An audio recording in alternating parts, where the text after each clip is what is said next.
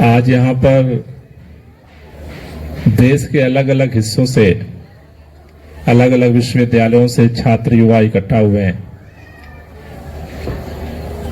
लेकिन young India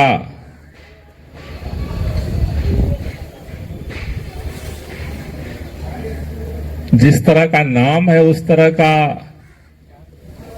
जिस तरह से आप लोग मौन धारण करके बैठे हैं, ये रैली तो जंतर मंतर पे होनी थी।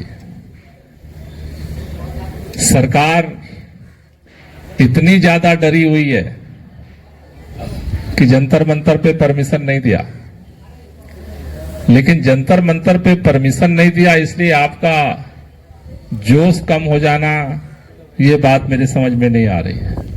यहां आप सेमिनार करने नहीं आए, इस देश के अंदर उस हुकूमत के सामने अपना प्रतिरोध दर्ज करने आए हैं, अपना ऐलान करने आए हैं, जो आज की तारीख में सुनना तो दूर कुचलने के लिए तैयार है। तो मैं चाहता हूं कि एक बार दोनों हाथ की मुट्ठियां बंधनी चाहिए। हर भारत के बेटे बेटी जो देश के अलग अलग हिस्सों से आए हैं, दोनों हाथ की मुट्ठियां बांध करके एक बार नारा लगाएंगे, इनकलाब। ना यूथ की आवाज नहीं है, इनकलाब, इनकलाब, इनकलाब। अरे लड़ेंगे, अरे लड़ेंगे। साथियों, आज ये मुल्क एक नए दौर से गुजर रहा है, सामान्य दौर नहीं है। शायद पिछले 10 सालों से भारतीय जनता पार्टी की सरकार, देश के प्रधानमंत्री माननीय नरेंद्र मोदी के नेतृत्व में जिस तरह से काम किए, इस मुल्क में अच्छे दिनों को लाने का वादा था। और आप जब 10 साल बाद यह मुल्क लोकसभा चुनाव के मुहाने पर खड़ा है, तो इस देश के अंदर हर कोई बुरा महसूस कर रहा है।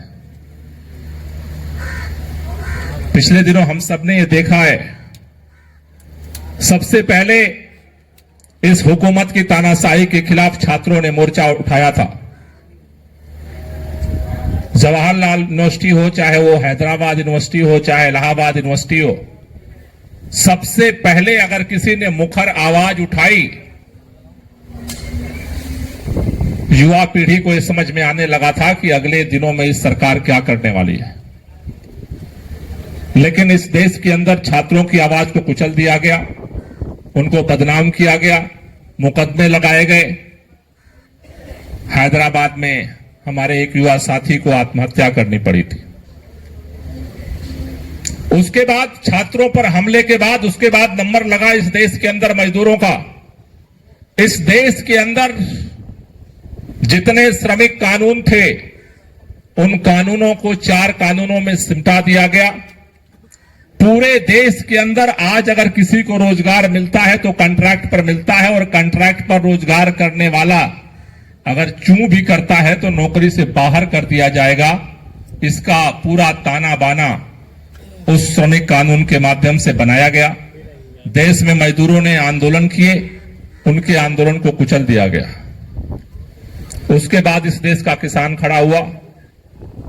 देश के किसानों ने, आपने देखा, लगभग 1 साल तक सर्दी, गर्मी, बरसात में आंदोलन किया। 3 काले कानून वापस लेने के लिए सरकार मजबूर हुई, लेकिन उस सरकार ने जो वादा किया कि देश के किसानों की जिंदगी को बेहतर बनाने के लिए उनके बेटे बेटियां भी पढ़ लिख सकें, मान सम्मान से जी सकें, इसके लिए एमएसपी गारंटी कानून का इस सरकार ने वादा किया था। 2 साल हो गए, कमेटी का क्या हुआ किसी को पता नहीं। फिर सड़क पर किसान आंदोलन करने के लिए मजबूर है। देश के अंदर जो स्थिति बनी है, मैं केवल इतनी बात आपसे कहना चाहता हूं कि इस दौर में स्थिति चिंताजनक है, लेकिन चिंता करने से समाधान नहीं मिलने वाला है। मैं इस बात को मानता हूं कि जब संकट बहुत गहरा हो जाता है तो मुकम्मल समाधान उसी संकट से ही पैदा होता है। इसलिए आज मैं बधाई देना चाहता हूं यंग इंडिया चार्टर 2024 के लिए। जिस तरह से आप सब लोगों ने देश के कोने कोने में अलग अलग यूनिवर्सिटीज में, कॉलेजों में जाकर के छात्रों की ओपिनियन ली, एक नया प्रयोग किया, उसके लिए आप सब लोगों को तहे दिल से बधाई देना चाहता हूं। और ये बात मैं कहना चाहता हूं कि बहुत सारे लोगों में बहुत सारे प्रश्न हैं, बहुत सारे लोग इस डर से जी रहे हैं। इस देश के अंदर बहुत लोगों के दिलों में एक तड़प है कि इस देश के अंदर 2024 के बाद क्या होगा। बहुत सारे लोगों के मन में सवाल है कि इस देश के अंदर 2024 में अगर आज लोकतंत्र की चौतरफा हत्या हो रही है तो 2024 के चुनाव में अगर भारतीय जनता पार्टी की सरकार बनती है तो क्या इस देश के अंदर संविधान जो है वो रहेगा? क्या इस देश के अंदर जो लोकतंत्र है वो रहेगा? क्या इस देश के अंदर जो न्यायपालिका का व्यवस्था है वो बचेगी? क्या इस देश के अंदर चुनाव प्रक्रिया बचेगी?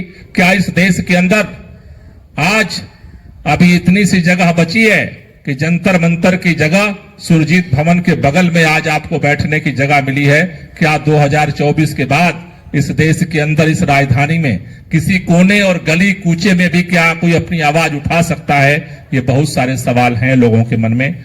लेकिन मैं एक ही बात कहना चाहता हूं कि नफस नफस कदम कदम बस एक फिक्र दम बदम, घिरे हैं हम सवाल से हमें जवाब चाहिए, जवाब दर सवाल है कि इनकलाब चाहिए, इसके लिए डरो मत।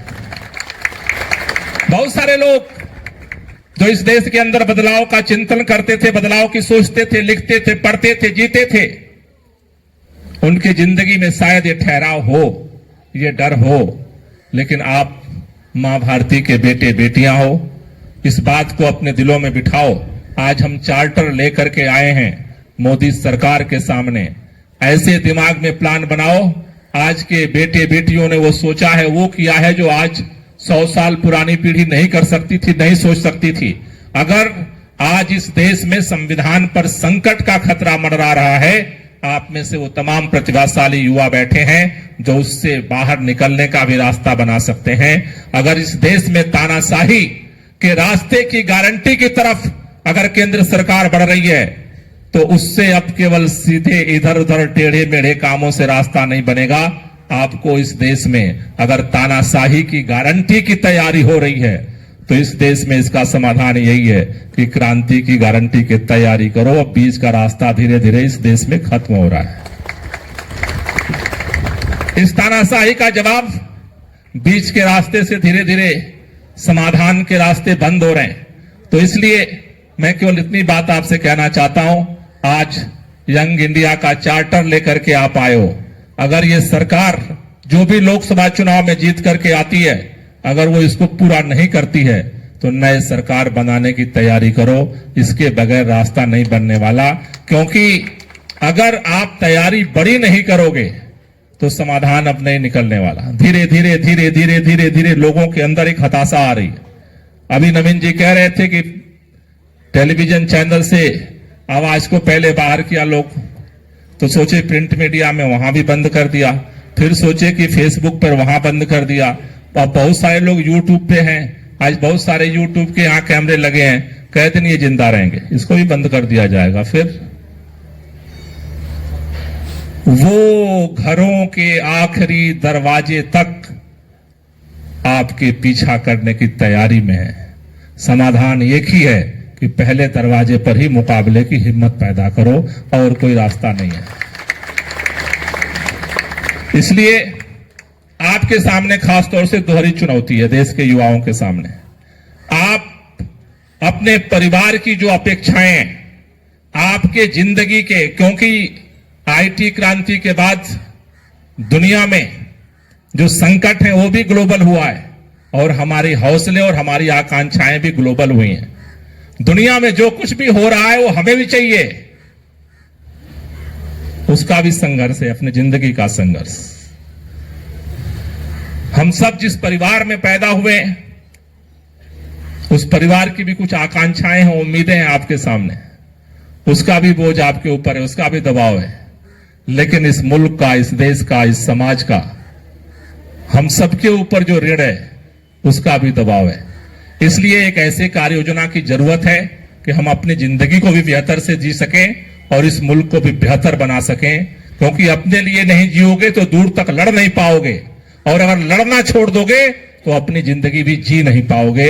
ये दोनों रास्ते को आपको अपने हाथ पे बैलेंस करना पड़ेगा। अपने लिए भी जीना है और इस मुल्क और समाज के लिए भी जीना है। मुझे लगता है कि पूरे देश के कोने कोने से, अलग अलग यूनिवर्सिटीज से जो स्टूडेंट्स ने, यूथ ने, जो छात्र युवाओं ने जो शिक्षा और रोजगार के लिए अपना चार्टर तैयार किया है, हम सब उसका समर्थन करते हैं। इस सरकार को हम सौंपें। लेकिन एक ही बात कहना चाहता हूं कि आज रामलीला मैदान अभी हमसे दूर है। मैं सभी संगठनों के साथियों से निवेदन करना चाहता हूं, ये लड़ाई की शुरुआत है, आगे लड़ाई और गहरी है। आज जंतर मंतर हमें नहीं मिला, हम यहां बैठे हैं, लेकिन हमें और ताकत लगाने की जरूरत है और आगामी दिनों में हम रामलीला मैदान तक पहुंचें, इतनी बड़ी ताकत और छात्र युवाओं को इतने बड़ी संख्या में मोबिलाइज कर सकें कि रामलीला मैदान तक हम पहुंच सकें, क्योंकि बड़ी संगठित ताकत से ही आप इसका जवाब दे सकते हैं और हम सब आपके साथ मिलकर के इस कदम को आगे बढ़ाएंगे।